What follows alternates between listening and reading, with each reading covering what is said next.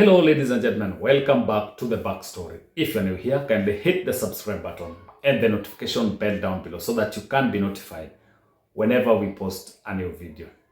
Now, ladies and gentlemen, there is a statement that Kalonzo Musyoka made during the burial of Raila Odinga's sister, that is Beryl Odinga.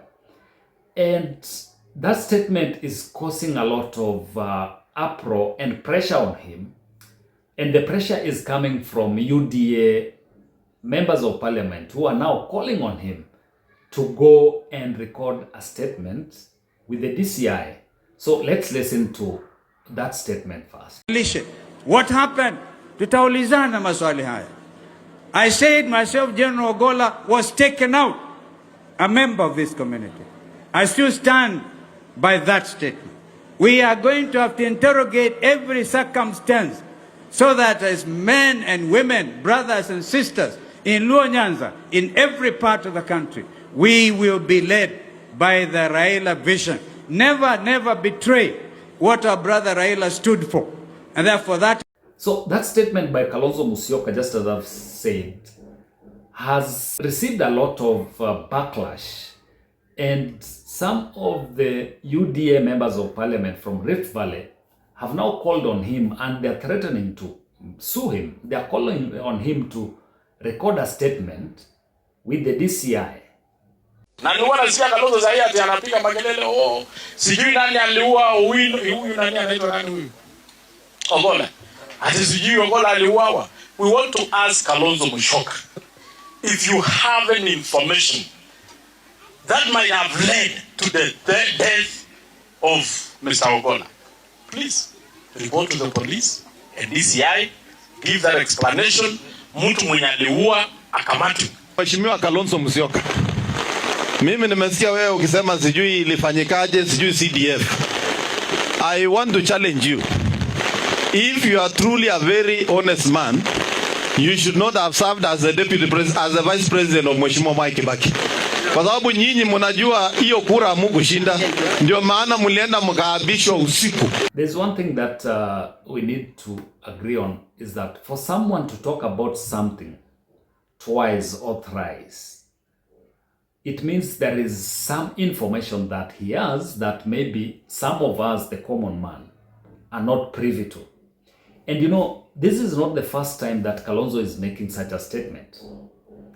If you remember, some times back, after the burial of General Ogolla, Kalonzo Musyoka made a similar statement and he said that there should be an inquiry into circumstances that led to the death of General Ogolla. Say that the CDF was taken out. Yaani aliuawa. Wengine sijui wanapiga kelele, Kalonzo enda athibitishe maneno kwa DCI. DCI anaitwa Amni ama anaitwa nani? Mwambie nitumie summon sahi. Tuende kule na Kenya nzima kwa miguu na Gen Z wote, because what I was saying, and you ask simple basic questions. Sio kazi ya CDF kutumwa aende aka-inspect a primary school. And I want also to say, wale watu wanachungwa Kenya hii kwa njia tofauti na ya hali ya juu.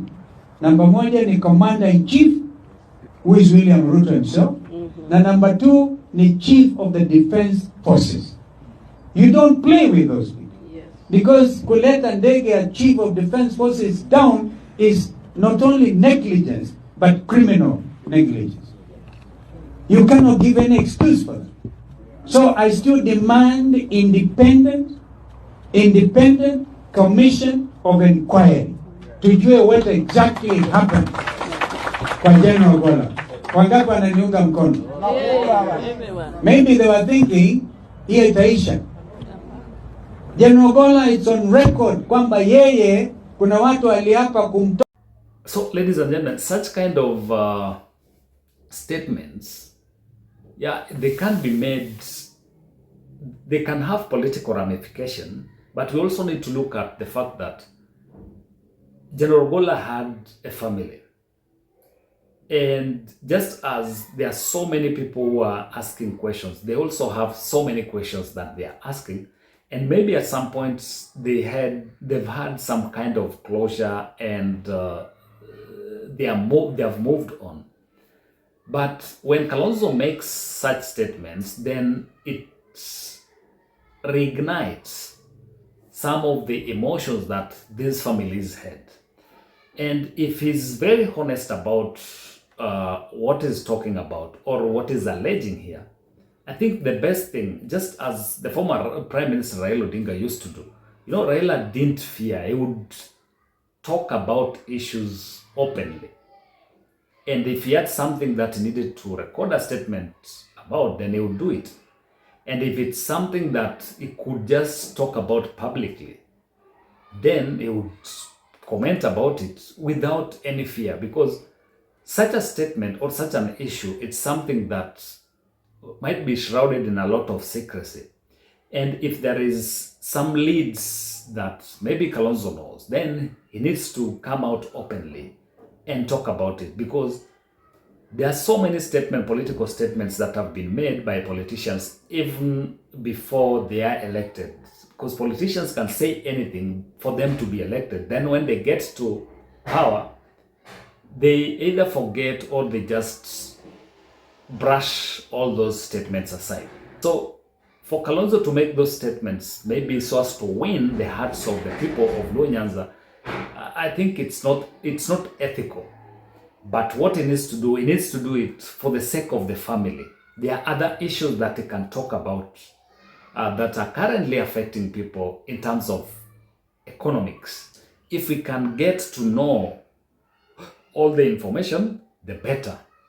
But we should politicize some of these issues because there are families involved. We need to think about the families and their mental status, how they are affected by all this. So I'm not siding with any side, but it's just morally right for politicians to desist and get out of making some issues political.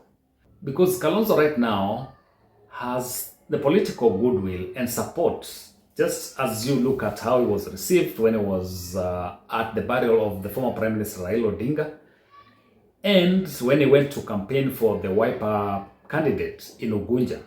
He was given some kind of warm reception. So he needs to take advantage of that goodwill and use that opportunity in a way that can sway the emotions of the people to his side. And one thing that I think the United Opposition also needs to come up with are counter narratives that will try and counter all the messes that President William Ruto's government is making. All these problems that Kenyans are talking about online, I think they need to come up with a strategy. They need to come up with a communication team that is going to advise them on how to go about some of these things so that they can appeal to the emotions of Kenyans. There are so many issues that can make them win against President William Ruto. They are missing on how to convey all this information to a point whereby they will be able to be seen as the alternative to President William Ruto's government. Yeah, so ladies and gentlemen, that is it from us this evening, but we'll keep monitoring what's going on in the political scene and we'll keep you guys posted.